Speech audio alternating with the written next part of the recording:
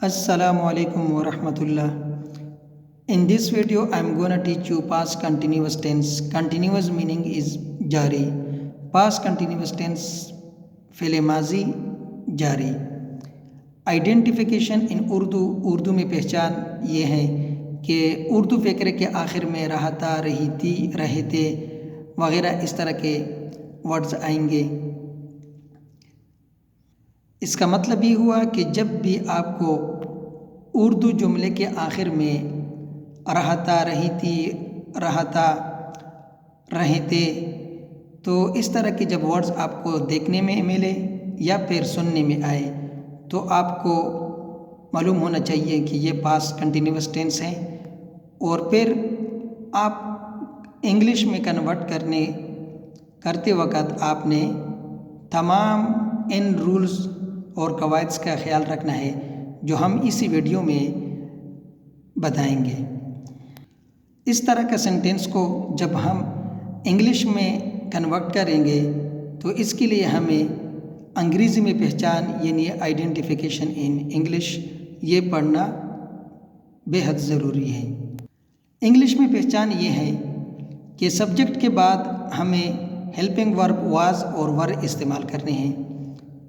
Was को हम किसके साथ इस्तेमाल करेंगे और वर को हम किसके साथ इस्तेमाल करेंगे ये इसी नोटबुक में भी मैंने लिखे हैं और साथ में मैंने वाइट बोर्ड को भी इस्तेमाल किया है. इस टेंस के दो हेल्पिंग वर्ब हैं वाज एंड वर, इसलिए हमारे पास इस टेंस के दो स्ट्रक्चर बन गए. Subject plus was plus V1 meaning is first form plus ING.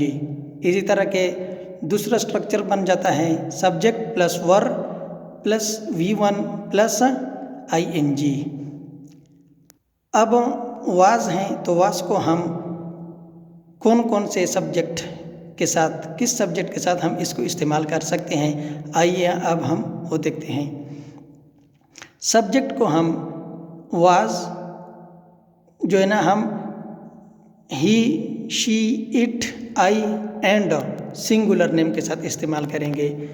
यहाँ पर आई के बारे में मैं एक बात बताता चलूँ कि पिछले यानी प्रेजेंट के तमाम टेंसों में हमने आई को प्लूरल माना था, इसलिए हमने आई के साथ हेल्पिंग वर्ब हैव को इस्तेमाल किया था, हैज़ को नहीं. जबकि यहाँ पर आई जो हैं सिंगुलर हैं, इसलिए आई के साथ हम वाज इस्तेमाल करेंगे, वर को इस्तेमाल नहीं करेंगे.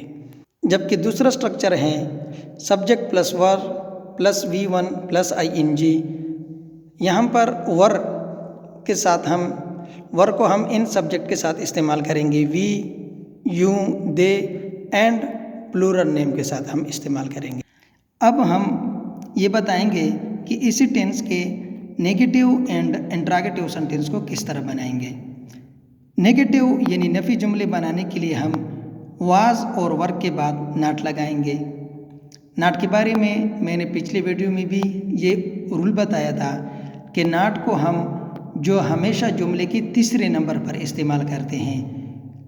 हाँ, अगर WH क्वेश्चन जैसे कि व्हाट, वेयर, वाई, विच, अगर ये वर्ड्स इस्तेमाल हुए हों तो फिर नाट चौथे नंबर पर आ जाता है. अगर क्वेश्चन वर्ड्स नहीं हैं तो फिर नाट को हमेशा जुमले के तीसरे नंबर पर इस्तेमाल करेंगे. तो यहाँ पर हम वाज और वर के फ़ौरन बाद हम नाट लगाएंगे. इसी तरह के सवालिया जुमले बनाने के लिए यानी इंट्रोगेटिव बनाने के लिए वाज और वर को जुमले के शुरू में लगाएंगे. वाज और वर को जब हम जुमले की शुरू में लगाएंगे तो हमारे पास इंट्रोगेटिव सेंटेंस बन जाता है और इसी सेंटेंस के लास्ट में हम क्वेश्चन मार्क लगाएंगे. ये कुछ एग्जांपल्स हैं इसी टेंस के, जैसे कि I was sleeping, I was not sleeping, was I sleeping, was I not sleeping. इसी तरह के दूसरे सेंटेंस हैं they were fighting, they were not fighting, were they fighting, were they not fighting. Thank you so much. Please subscribe to my channel and share with your friend. Thank you so much.